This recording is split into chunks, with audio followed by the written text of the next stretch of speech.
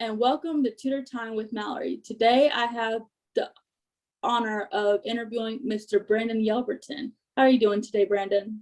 Hey, I'm doing amazing. I really appreciate the opportunity to be able to join with you on Tutor Time today. Thank you. Why did you want to work in the education system? So for me, it's been something I was kind of born into. My father is an educator. He's a principal. Whenever I was in school, when I went to college, I actually was an RA for about 2 years. And the similarities between working with students and working with residents kind of bled together. The first position that I had after graduating from Carolina was actually working with the Carolina College Advising Corps. And I worked in high school advising students, giving them advice, encouragement, helping them with their college applications, their plans after high school. And now currently working at Wayne Community College, working with students again, but helping them with Wayne's programs, helping them navigate, when they get started, what is their next steps? How do they apply to this program, so on and so forth. And I also, whenever I was in college, I also worked for Tommy's Road Elementary here in Wayne County doing summer school as a teacher assistant. How long have you been a career pathway specialist at Wayne Community College? Actually, I believe last week made about 2 years. So time flies by very quickly. What is your favorite thing about working in career pathways? I think my favorite thing about working within this position is the ability to work with students in a very, intimate one-on-one setting, being able to see what background they're bringing in, what they are passionate about, what their dreams, goals, and ambitions are, and being able to help them plan out where to go next. Some of our conversations can be very brief. I meet with them once and, they're good to go. Other times, if they're applying for more of a program with more of an extensive process, or if that student is trying to really figure out what to do and they're not sure, there's a lot more conversation, discussion that goes on forward, and you have an opportunity to build a relationship and a rapport with that student. I like being able to just be a small part in their journey, and helping them get to where they need to go, and seeing them achieve their goals while they're at Wayne and beyond is very rewarding. What are your teaching specialties? For me personally, the role that I'm in, I'm not necessarily working in as a teacher. So my specialties really range more on the one-on-one kind of counseling advising. I'm not a licensed counselor or anything, and I'm also not necessarily an academic advisor, but a lot of what the role is that I operate in incorporates aspects of those. Meeting with the students, helping them plan out a specific plan, helping them navigate the different intricacies of the programs that they're interested in.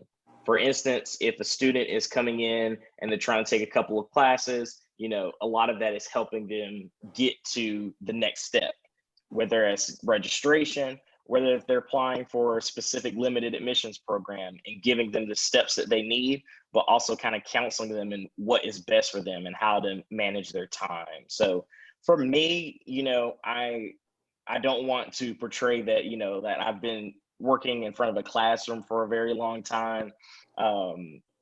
Even in my previous role, a lot of that was one-on-one based. It was presentations. It was, counseling the student from point A to point B. So I don't know if that really answers your question, but honestly, I just wanted to give that as my answer. Yes, that does answer my question, Brandon. What are the 3 most important skills when it comes to either teaching, tutoring, or working in the education system? Well, I think we were discussing this before this video began, but I believe that for an education professional in whatever capacity you're in, everybody should come in with a certain amount of knowledge. You should have a degree, or you should have a certain amount of experience, X years or so on and so forth. Everybody should have that. So I wouldn't even count that as a part of one of the three essential components, because everybody should have at least that minimum. Now, what you do see is that a lot of educators don't have the intangibles that I'm going to mention, and that really separates from being a great tutor, a great teacher, a great counselor, a great advisor. And I would say one of the biggest fundamental principles that I have learned is meeting students and the people where they are. You're going to meet and work with some students that are, just top of the line, they've, never failed a class before, they're really overachievers, and that's great.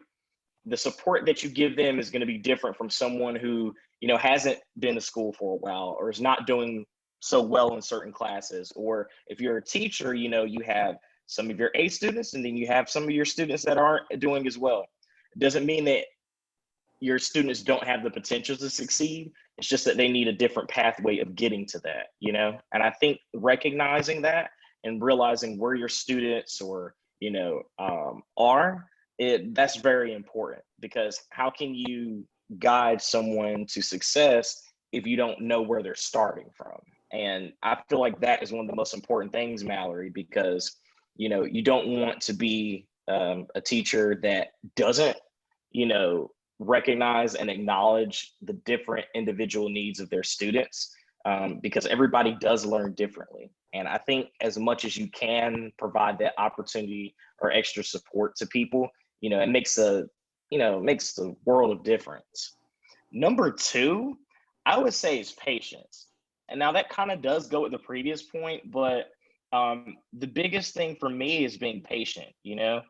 Who wants to work with someone or have someone as a teacher or a tutor if they're not patient and understanding? You want to be able to convey a certain level of compassion and understanding, and also not get frustrated with a student, because if a student needs tutoring, it's likely that they've been trying and things haven't been working out, whatever that may be. Not everybody's good at math. How can you serve that student to help them understand a concept? Because a lot of times when it comes to subjects and it comes to learning different material, if you haven't learned the previous thing, you're going to struggle with all these new concepts that come along with it. I feel like being patient and having that level of understanding, compassion, really goes hand in hand. And the last step or last principle that kind of just ties it all together, which I don't know if this is a bad third step, is just empathy.